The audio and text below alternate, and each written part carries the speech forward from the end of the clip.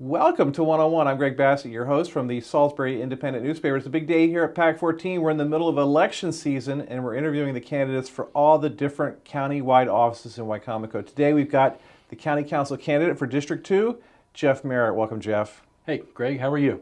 So you're running for County Council. Why did you decide to do this? I absolutely have no idea. No, I've always been adamant about being a part of the community in a positive way, whether it's volunteering or being involved in groups and organizations that help community projects move forward. So not doing it for the money, not doing it for the recognition. I just want to help the people of the county in which I live. It's that simple. We are already very much involved in two big organizations, Operation We Care, and I want to talk about that a little bit, and you've done great work with the Salisbury Area Chamber of Commerce. Yes, thank you. I'm passionate about the Chamber because the work that they do affects so many people, especially the last 2 years dealing with the pandemic.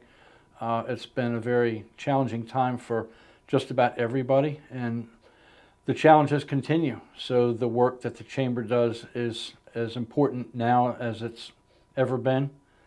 And we look to reach out to any of our Chamber members and help them through any processes that they're struggling with or might not have full knowledge of. And we're there to help. And then Operation We Care, in terms of helping serve people who are active in the military, I can't imagine a better cause than that. Well, thank you. Yeah, we're actually celebrating our 15th year this year. So when we started in 2007, we had no idea it would be where it is today. And again, that's thanks to the community, the businesses, the organizations, the people. A lot of volunteer hours, a lot of donations come in, both financial and things to fill the boxes. We're involved in many projects that support our local police and fire departments, and just, again, proud to be a part of the community. District 2 is my favorite district in the county because it's so diverse in terms of all the different waterside, riverfront towns, Whitehaven, Nanticoke down there, and then Sharptown is in the district, Hebden, Mardella. Huge geography, all very unique problems, and it just seems like it would be the most complicated district to be a member of, be the representative of. It is somewhat. It's the largest district, and again, there's some unique problems, and then there's common problems. I think we can all agree that internet access continues to be a challenge out on the west side. I still can't get my head wrapped around that. We're in the 21st century. Everybody, not only on the west side, but the whole county, the whole state, the whole country should have access to the internet at this point. COVID should have taught us how to do that when we were put in that position of businesses shutting down, people working from home, and kids learning from home. I think we need to be in a better place than where we're at now, and hopefully we can get there. Right, and as a county council member, you want to work on that.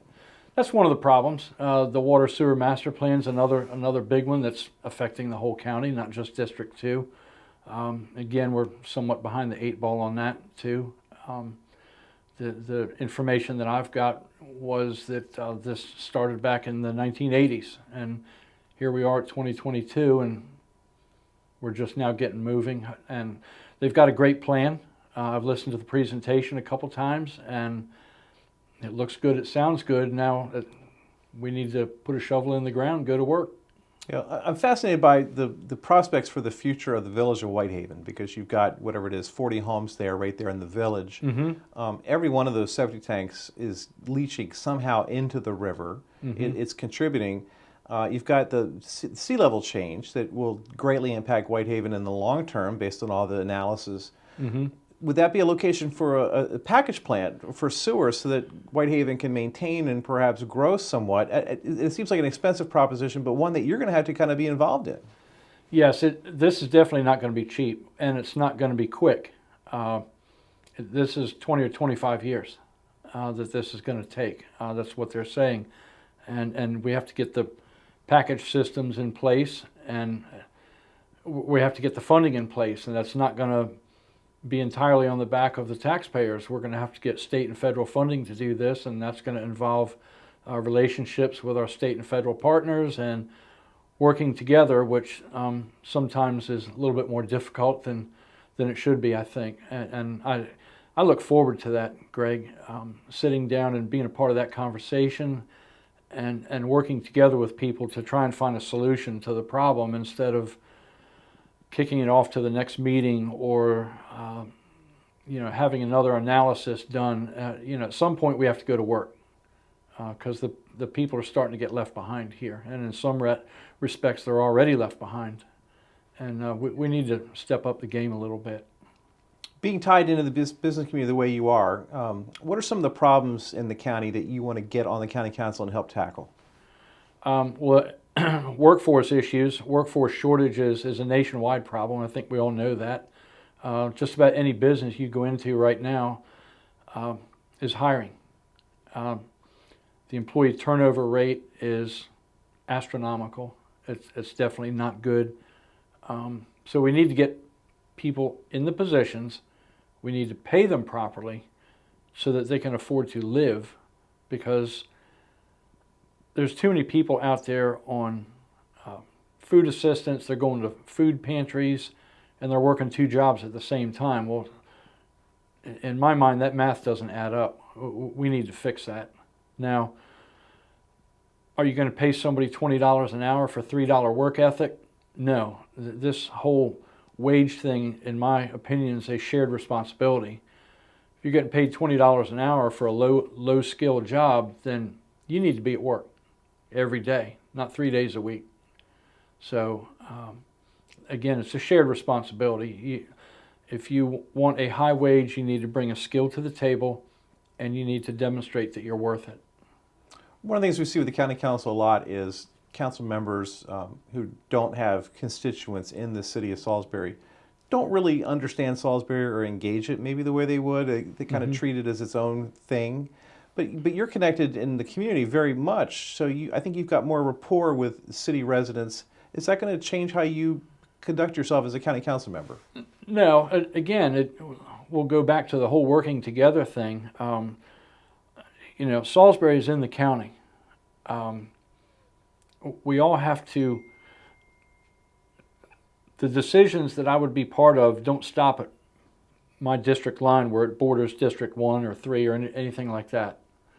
The decisions that I would be a part of ultimately affect everybody in the county. So in that respect, every one of our county council members, I think, is sort of an at-large member. Right. Because they're making decisions as a representative of their district, but the people that those decisions affect are outside their district. So, and the same thing with the city. We need to sit down with the city and work out some of these issues with the fire service and who's paying for what. And let's look at what makes sense here. And unfortunately, common sense is not so common anymore. And I know there's a lot of moving parts to some of these issues, but again, we just need to work through these issues and keep in mind that the people that we represent are the ones that are calling the shots. They're Right. the ones, they're the voters, they're the people that have to get up every day and go to work. They got to take their kids to ball practice and deal with the daily challenges of what's going on in the world today. There's crime that everybody's worried about, the schools. I'm home, I can't get on my computer because I don't have internet access. We need to work on these things and start moving them forward. They're not going to get fixed overnight. They're not going to get fixed in 4 years.